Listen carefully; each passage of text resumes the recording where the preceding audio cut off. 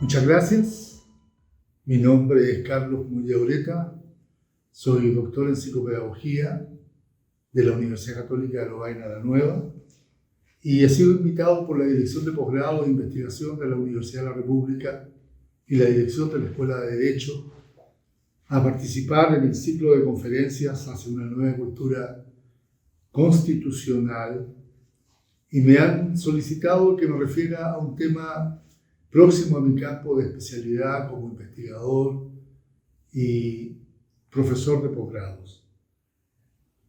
Me quiero referir al tema de nueva educación y nueva constitución. Y lo quiero hacer desde una perspectiva de política educacional, desde una perspectiva constitucional y básicamente comparando el paradigma democrático con el paradigma autoritario.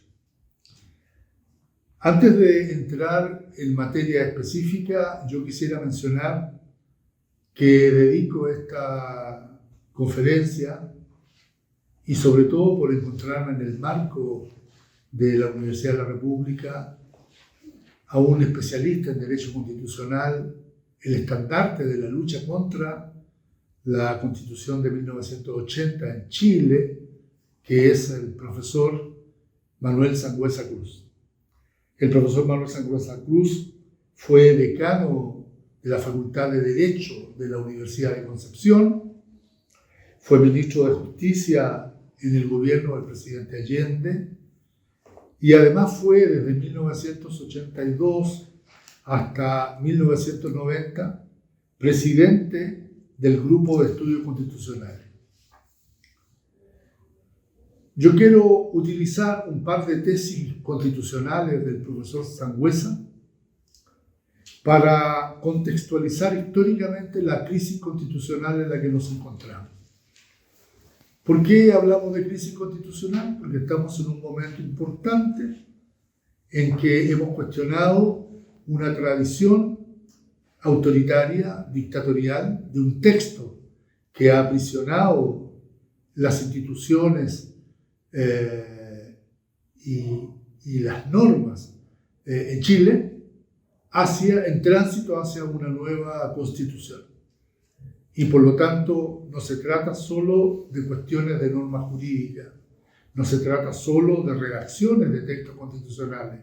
De lo que se trata esencialmente es que tenemos dibujo de país y tenemos dibujo de democracia que son distintos. ¿Y por qué apoyarse en estas tesis constitucionales del profesor Sangüesa? Primero, porque él, incluso antes de su muerte, él falleció en el año 2000, él recibió un homenaje muy importante en la Universidad de Concepción en el año 1997. Y la conferencia que él expresó en esa oportunidad, yo y muchos más como yo lo consideramos un legado a la democracia republicana de Chile, un legado a la democracia constitucional. Y yo he tomado solo dos tesis constitucionales del profesor Sangüesa. La primera, que define y desnuda el carácter de la llamada Constitución de 1980. ¿Y por qué considero que es importante esto? Porque hablar de la normativa que propone la Convención Constitucional en la nueva Constitución sobre derecho a la educación es insuficiente. Resultaría incomprensible si este contexto histórico, jurídico, constitucional no lo explicitamos. Estaríamos hablando de una redacción que podríamos considerar mejor o peor frente a otra redacción que podríamos considerar de igual condición. Sin embargo, recontextualizar históricamente el periodo, este cambio epocal en que estamos viviendo en este contexto histórico, yo creo, y espero que así sea, a quienes nos vean, contribuya a ampliar la capacidad de comprensión del momento que estamos viviendo. La primera tesis constitucional del profesor Sangüesa que quiero destacar desnuda el carácter de la Constitución del 80. Recordemos, este legado, este discurso del profesor Sangüesa, él lo expresa en la Universidad de Concepción en el año 1997. 7 años después que el gobierno militar había dejado la moneda. En esta primera tesis que yo rescato, el profesor Sangüesa, y cito, dice: la denominada constitución de la Junta Militar no es constitución política, sino que un, comillas, conjunto de normas de coerción del Estado. Toda vez que nadie honradamente puede pretender que esta, es decir, lo que él denomina conjunto de normas de coerción del Estado y que algunos denominan Constitución del 80, nadie honradamente dice puede pretender que está en presencia de un estatuto fundamental que defina y precisa el orden social deseable, adoptado, formulado y aprobado por el pueblo soberano para lograr el pleno goce de los derechos humanos.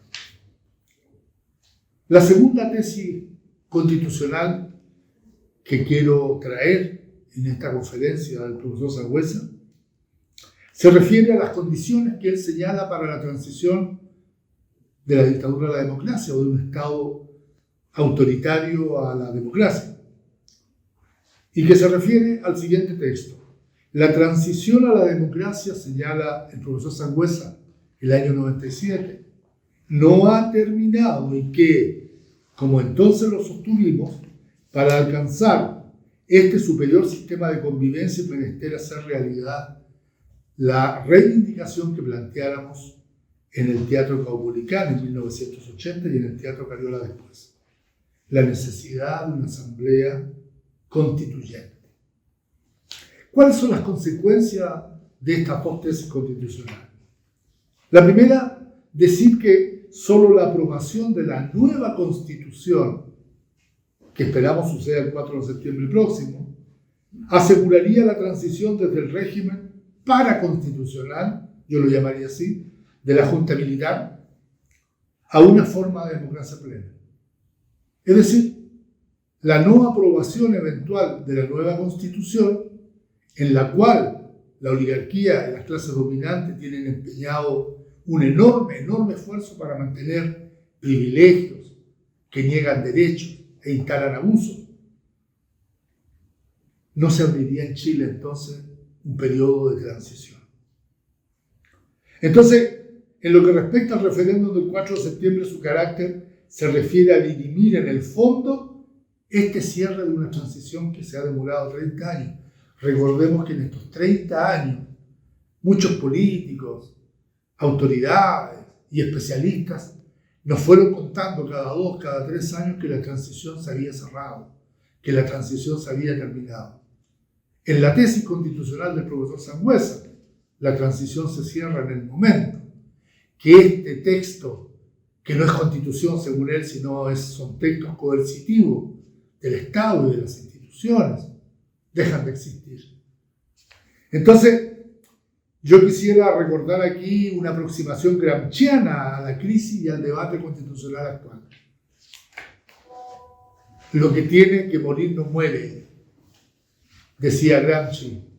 La condición para una crisis es que cuando lo que tiene que morir no muere, porque lo que tiene que nacer no nace. Y lo que no tiene que morir, lo que no muere, que tiene que morir, es la constitución de la Junta Militar. Entonces, el debate constitucional debería suponer la confrontación de propuestas constitucionales alternativas, sometidas y dirimidas por la soberanía popular, pero no es así. La nueva constitución no se confronta a nada. No hay posiciones alternativas. Yo me voy a referir al derecho a la educación, pero quienes no lo comparten no tienen una propuesta alternativa, porque no existe. Porque la alternativa, de acuerdo a cómo la cocina política, por miedo a las protestas sociales, se configuró, hace que o aprobamos la Constitución o sigue rigiendo estos textos coercitivos del Estado. Y bueno, lo que tiene que nacer no nace. La nueva Constitución resulta ser y contiene propuestas constitucionales democráticas, y es la única forma entonces de abrirnos paso a un régimen jurídico pleno basado en la soberanía popular. Hay una serie de paradojas que rodean esta circunstancia. En su origen, la nueva constitución ha sido generada por mandato soberano. 78% del pueblo pidió redactar una constitución nueva a la que se le impuso la obligación de que sus normativas fueran aprobadas por 2/3. Y recordemos que la mayor parte de estas propuestas que aparecen en la nueva constitución fueron originadas en iniciativas populares, ¿no? 15.000 firmas electrónicas para respaldar iniciativas populares. Y además, que los convencionales luego la aprobaran por 2/3. Nada más democrático, nada más legítimo, nada más fundado en la soberanía popular. Sin embargo, somos testigos de que esta nueva constitución, desde que terminó el trabajo de la Convención Constitucional, ha sido expuesta a un camino lleno de emboscadas, lleno de ataques arteros, de deformaciones, de mentiras. Toda la capacidad de soberanía popular que se expresa en esa Constitución ha sido vulnerada. Y hoy hay un parlamento al que el pueblo explícitamente le dijo: no queremos que ustedes, parlamentarios, definan la nueva Constitución. Los que se arrogan de nuevo por acuerdo de las cúpulas políticas la capacidad de vetar y de reformar si es que la Constitución es aprobada. Es ilógico, es absolutamente antinatural, antijurídico y antidemocrático. Es más, le impusieron a la Convención 2/3 para aprobar las normas. Y ellos ya se están garantizando 4/7, que significa bajar de 103, 104 parlamentarios a 82.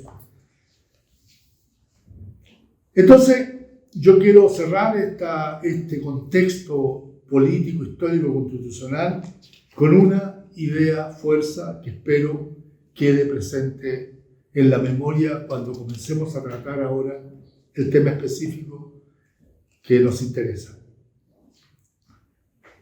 Si nosotros nos referimos al debate constitucional actual, nos vamos a dar cuenta que este ha sido progresivamente vaciado de sentido histórico y de contenido para que las clases y grupos dominantes legitimen de distintas maneras el sustrato económico, político, institucional, entre otros, heredados, protegidos y mantenidos desde el régimen dictatorial. Conocemos que los efectos y las consecuencias de la llamada Constitución del 80 en educación, y no solo en educación, han sido catastróficas para la educación pública y superior. Bueno, yo quisiera en este momento tomar el tema central, que es el tema del derecho a la educación. La nueva Constitución propone y le otorga rango constitucional al principio del derecho a la educación. Pedagogos y educadores hemos estado desde el nacimiento de la República pidiendo que se reconozca en Chile el derecho a la educación. Entonces, antes de referirme a lo que la norma en la nueva Constitución propone y compararlo someramente con lo que la Constitución del 80 señala al respecto, quisiera primero definir el derecho a la educación. Universalmente, ¿qué se acepta como derecho a la educación? Para que luego tengamos algunas referencias a las cuales podamos comparar y contrastar. ¿Qué es el derecho a la educación? El derecho a la educación ha sido definido universalmente y reconocido en los estatutos, acuerdos, en muchas constituciones del mundo y también por instituciones internacionales, pactos internacionales, y los contenidos principales que definen el derecho a la educación como un derecho humano, universal, civilizatorio, son los siguientes. Primero, toda persona desde su nacimiento y hasta su muerte, es decir, a lo largo de toda su vida, tiene derecho a la educación. ¿Qué significa esto?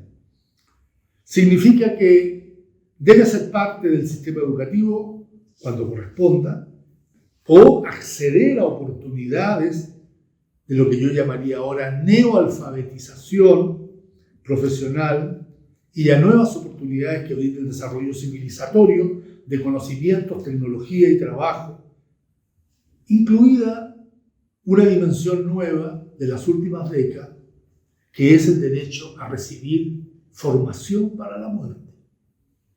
Sí, también en algunas culturas y en algunos países la formación para la muerte a través de los cuidados paliativos se ha transformado en un componente del derecho a la educación, desde el nacimiento hasta la muerte.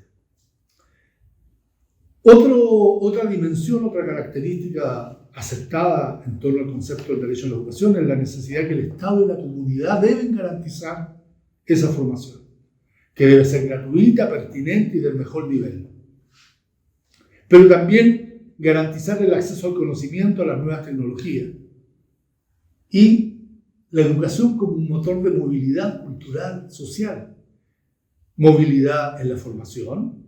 Yo puedo ir progresando de sistema en sistema, de rama en rama, de especialización en especialización.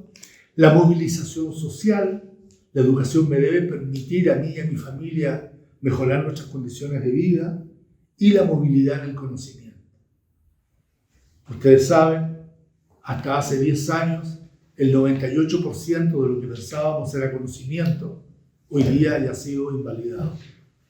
Por lo tanto, nosotros tenemos un vector de producción de conocimiento universal que no tenemos que seguir como el perro que ladra a la rueda del auto, no el movimiento, sino la capacidad de ir produciendo conocimiento y de irnos adaptando a las nuevas condiciones y los nuevos contextos de significación del mundo.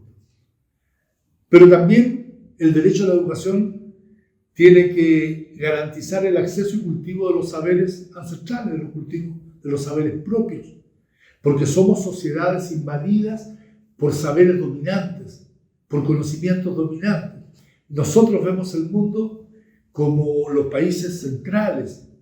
Nos dicen que tenemos que ver el mundo. Nuestras universidades, estando en el sur, siguen pensando como universidades del norte. Tenemos una cantidad de científicos, profesores, divulgadores científicos y divulgadores de los conocimientos que producen otros. A nosotros nos forman y nos acostumbran a adaptarnos a estos manuales de instrucción que nos envían en todas las disciplinas. Y para nosotros ser innovadores y actualizados es repetir lo que repiten ellos, porque ellos ven el mundo desde su punto de vista y nosotros no desarrollamos la capacidad de producir conocimiento, de ver el mundo desde nuestra perspectiva y nombrarlo con nuestras palabras, ponerle nuestros nombres y significarlo de acuerdo a nuestros intereses.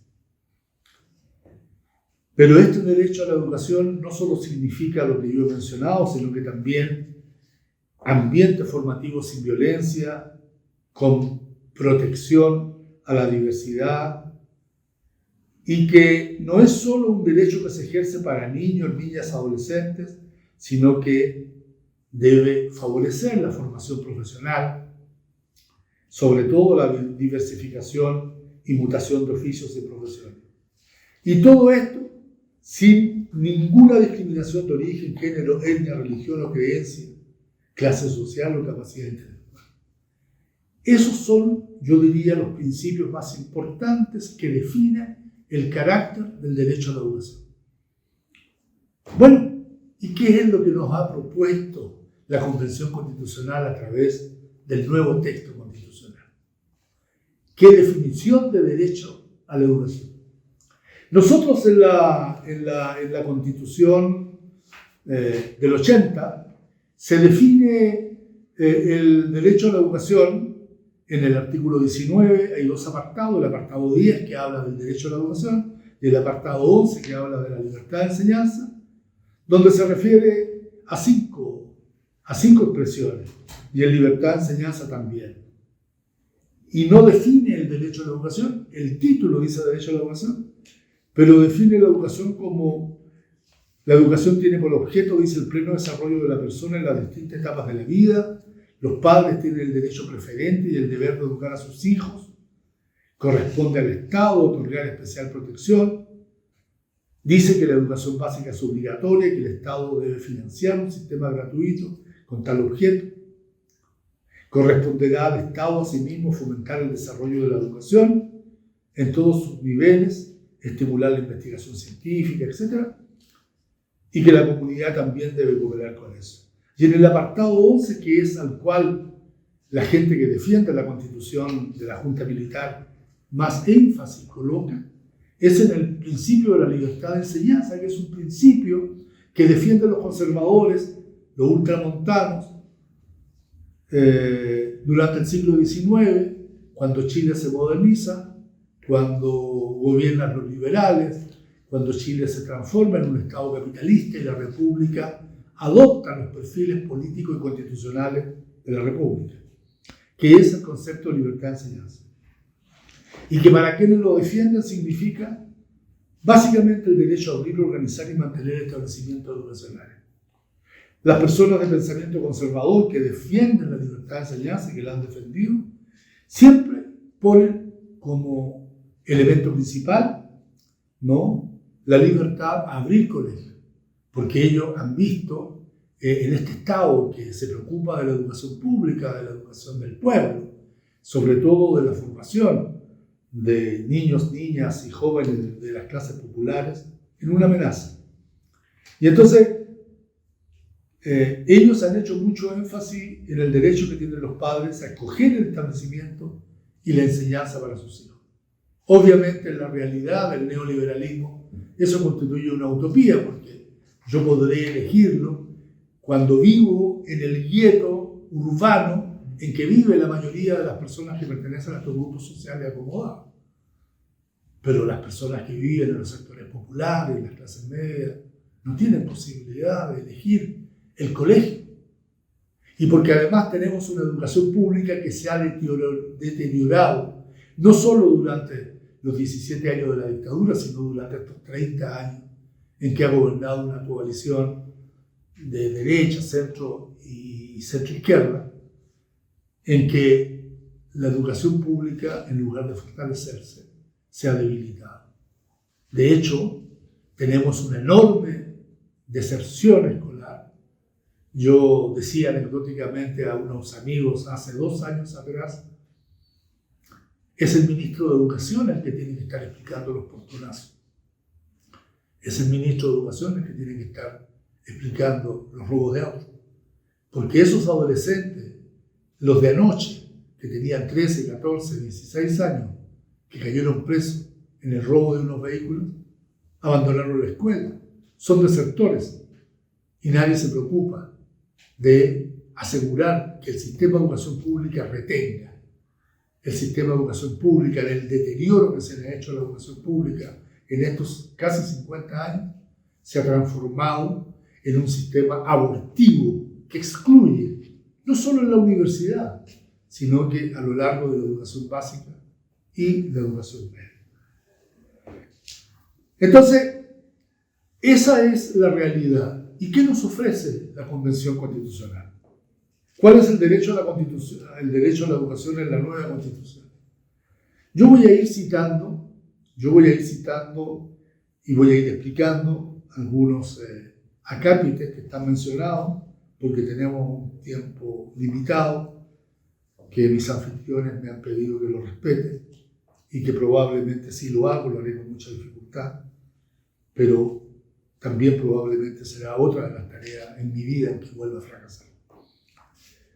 Bueno, la norma constitucional sobre educación y el derecho a la educación en la nueva Constitución está contenida en 9 artículos. Artículos 35, 36, 37, 38, 39, 40, 41, 42 y 43.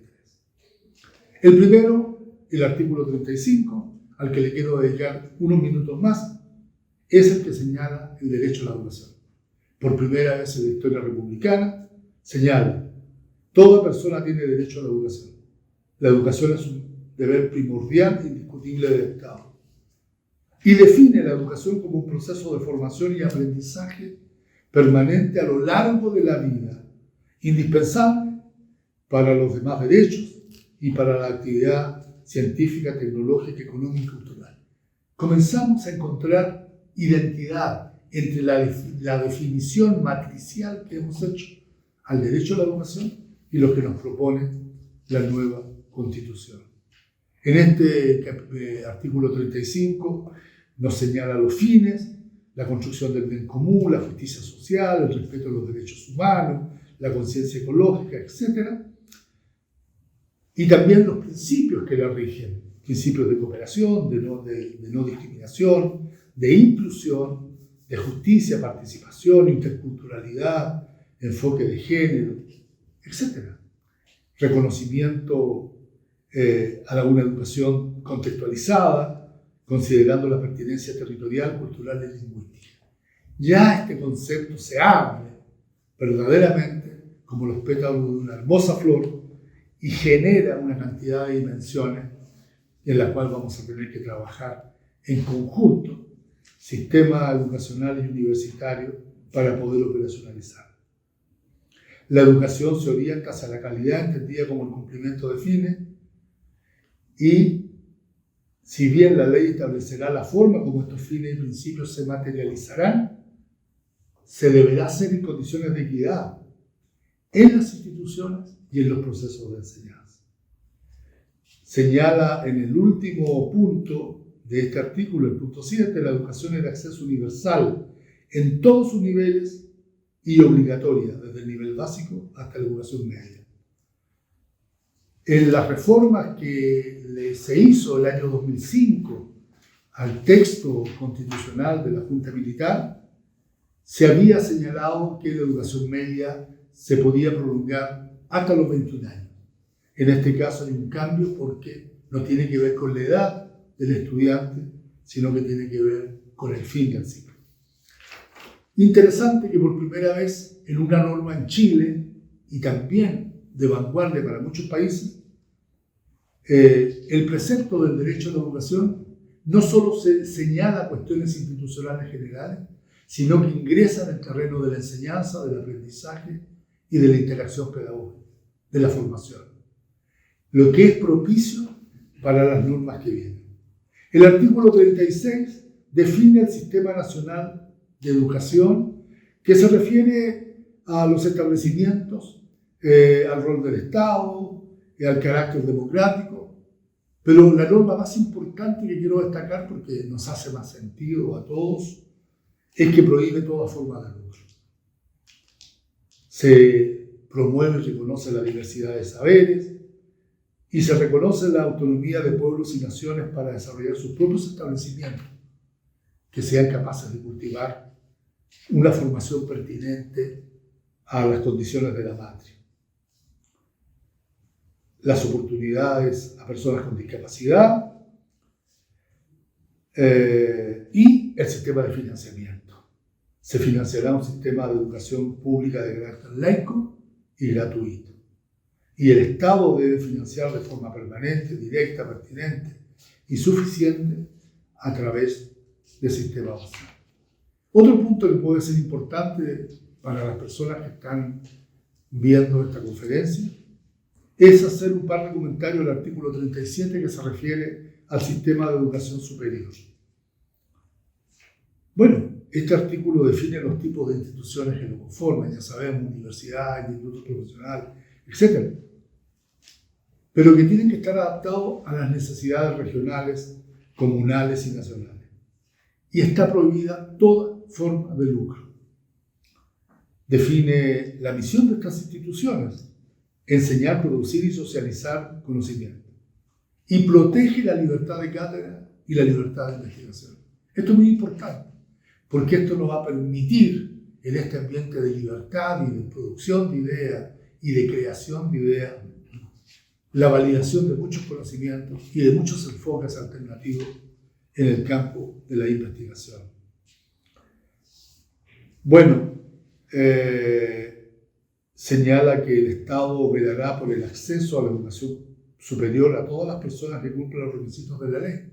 Y esto es importante, porque si bien esta norma recoge la idea de que la educación es obligatoria hasta el final de la enseñanza media, el mundo, en la perspectiva del siglo XXI, está, igual como avanzó en algún momento la obligatoriedad de la educación primaria, luego la obligatoriedad de la educación básica o media, vamos avanzando hacia la obligatoriedad de la educación universitaria. Y por lo tanto, una parte importante de esto va a ser este debate en los años o en los siglos que vienen. Yo, con 15 años, era dirigente estudiantil secundario, el año 69, y creamos un movimiento que nos vino de la imaginación en medio de la reforma universitaria, del mayo 68 francés, y creamos en Chile en 1969 el Movimiento Universidad para Todos, que creció entre los estudiantes secundarios chilenos, industriales y de liceos. Y durante el gobierno de Allende hubo universidad para todos. Se abrieron las universidades y las universidades admitieron a obreros, a soldados, a marinos, a hijos que proveníamos de las clases obreras y pudimos entrar a la universidad. Hoy día la discusión sobre el acceso a la universidad en los últimos 80 años en Chile es sobre el ancho de la puerta. Nadie se preocupa del ancho de la puerta de los que salen de la universidad, porque las investigaciones son muy claras. El 80% de los que salen graduados al campo de trabajo corresponden a hijos que provienen de clases acomodadas o de las clases profesionales superiores. Es un gran mérito de muchos demócratas señalar que muchos jóvenes en la universidad constituyen la primera generación en ella, pero ninguno se detiene a decir en cuál de los años de su carrera o en qué momento de su crédito cae, murió y fue sacado de la universidad. Una de las conquistas que deberá tener la operacionalización del nuevo sistema universitario es reconstruir de nuevo una universidad para todos y recuperar a estos cientos de miles de universitarios, cientos de miles, ¿no?, que han sido expulsados y abortados del sistema universitario, recuperarlo para completar la formación universitaria. Lo mismo nos pasó durante la dictadura. La Junta Militar redujo a 12 carreras a las que le dio grado universitario y a las otras las declaró de carácter profesional. Cientos de miles de estudiantes tuvieron que dejar la universidad, además de ser perseguidos o encarcelados. Y hemos tenido que recuperar a algunos durante estos años, haciéndolos volver a la universidad a completar sus carreras. Entonces señala en el artículo 37 de la propuesta de la nueva Constitución que el Estado velará por el acceso a la educación superior de todas las personas que cumplan los requisitos de la ley, pero con el principio de equidad e inclusión que regirán el ingreso, permanencia y promoción en la educación superior. Y además con especial atención a los grupos históricamente excluidos, ¿no?, prohibiéndose cualquier tipo de discriminación. Y esto es claro. Yo podría mencionar aquí investigaciones que hemos hecho desde los programas de doctorado que yo he dirigido, en que en algunas universidades privadas chilenas, en la actualidad, los propios profesores y las propias instituciones han desarrollado una cultura de la discriminación porque ellos consideran que los alumnos que estudian en sus universidades son personas que no ingresaron con los puntajes necesarios y que son personas que paulatinamente entonces en el segundo o tercer año son excluidas. Y la última indicación que hace la Convención Constitucional en el artículo 37 sobre el sistema de educación superior señala que los estudios conducentes a títulos o grados serán gratuitos en las instituciones públicas y en aquellas privadas que determine la ley. Ojalá esta sea la ancha puerta a la explicitación de una medida todavía mucho más radical que tiene que ver con la gratuidad de la educación universitaria. Los que fuimos universitarios antes del 73 o hasta el 73 nunca pagamos en la universidad.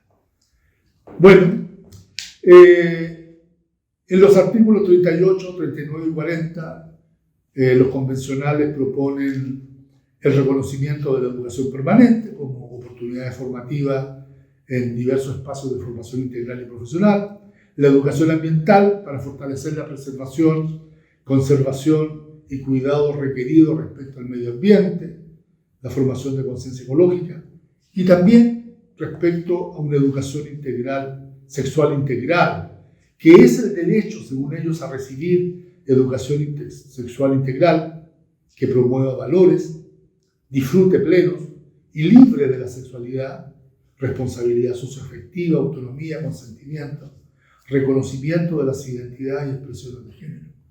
Ya estamos superando con mucho los preceptos universales del derecho a la educación. Los constitucionales han hecho crecer, han llenado de matices libertarios, emancipadores, culturales, civilizatorios, a una propuesta de nueva educación en el marco de la nueva Constitución para un nuevo país, para una nueva república.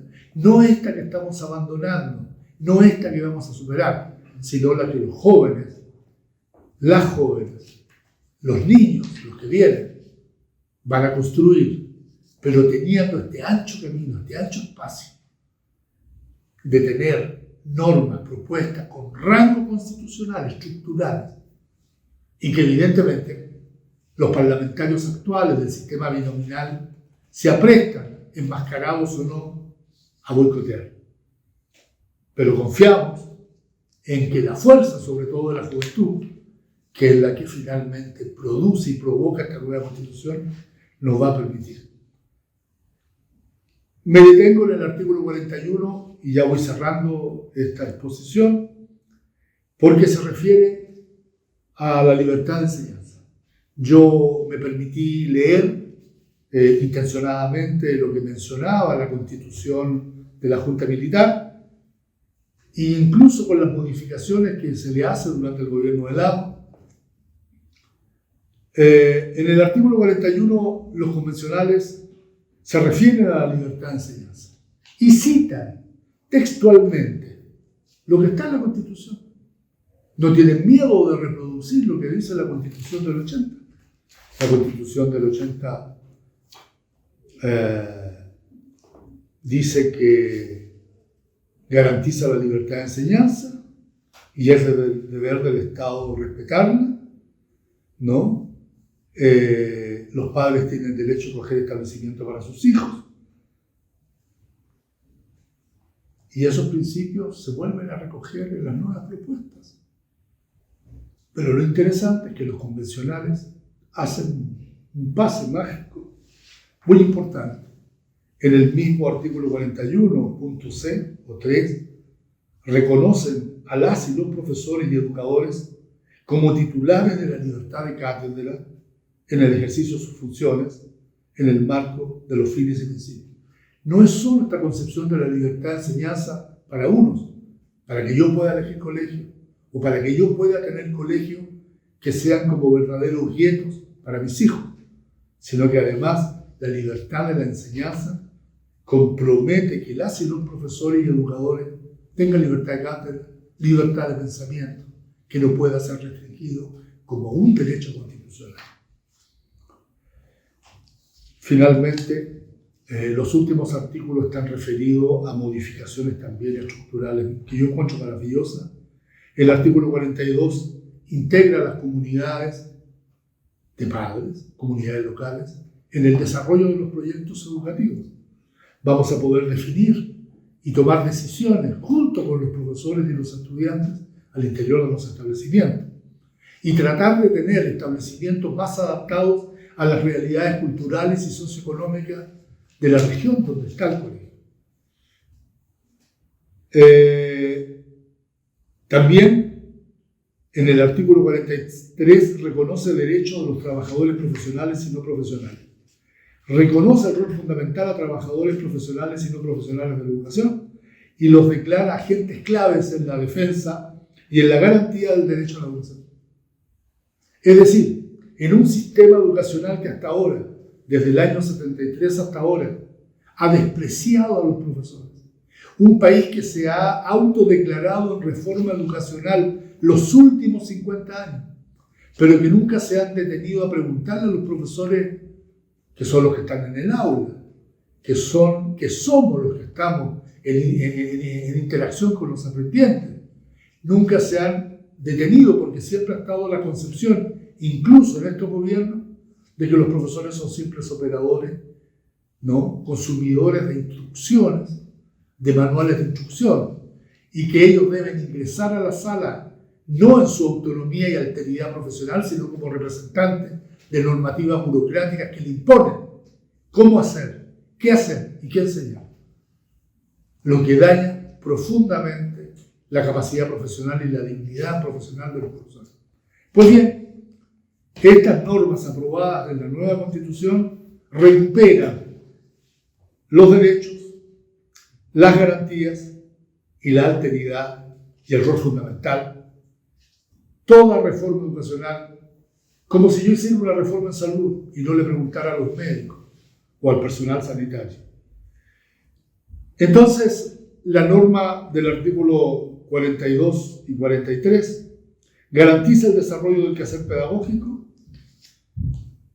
es decir, incluye la formación inicial y continua, el ejercicio reflexivo y colaborativo, la investigación pedagógica y la estabilidad profesional y condiciones laborales. Hoy día los profesores trabajan, son profesores taxi, están en 3 o 4 colegios, porque están en regímenes de tercerización, ¿no? Donde ellos son objeto de una plusvalía o de un plusvalor por la hora pedagógica para empresarios. Y concluye el artículo 43, señala que él goza de los mismos derechos de la ley para trabajadoras y trabajadores de todos los niveles en establecimientos que reciben recursos del Estado. Entonces, estamos frente a una propuesta constitucional sobre el derecho a la educación que a mí, como alguien que ha estado 50 años dedicado a esto, durante 4 años fui presidente de la Comisión de Educación para la Democracia del Grupo de los 24. Estuvimos durante 4 años un grupo de especialistas importantes, entre ellos 4 premios nacionales, definiendo cómo iba a ser la educación después de la dictadura, cuestión que no pasó porque la misma reforma del 82 se sigue aplicando hasta hoy. Me siento profundamente orgulloso del trabajo de los convencionales, profundamente orgulloso del sistema de participación en que a través de la iniciativa popular miles, cientos de miles de ciudadanos chilenos, entre ellos yo mismo, hicimos aportes para que estas normativas fueran sintetizadas y fueran puestas como norma constitucional. Estamos frente a un salto histórico de dignidad. Estamos frente a un salto histórico, una oportunidad histórica para que no solo tengamos una educación como la que merecemos, sino para ponernos como país, como sociedad, en la ruta de la autonomía del conocimiento. Nuestros padres de la patria lucharon y bregaron por la independencia política. No solo en Chile, en toda Sudamérica y en toda América, desde México hasta la Patagonia. Allende se refirió a la independencia económica, siguiendo el camino del presidente Cárdenas de México, de Siles Suazo en Bolivia y de otros que se dedicaron a nacionalizar los recursos básicos.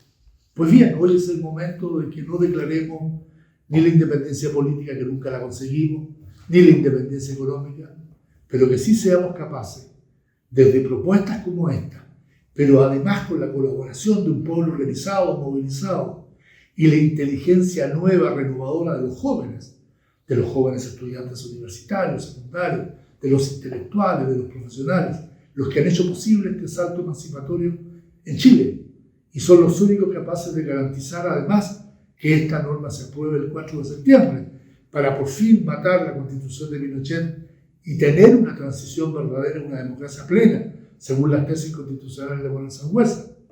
Que estos jóvenes sean capaces de proyectarnos como un país culto que somos, un país respetuoso de los derechos humanos, un país profundamente, un país que reconoce no solo el patrimonio que tenemos, sino además esta capacidad de convertirnos en productores de conocimiento, productores de tecnología, productores de innovación, y bueno, y que fines del siglo XXI nos pille ya como una república que tenga su espacio y su sitio, ¿no?, en el pedestal de la humanidad. Muchas gracias.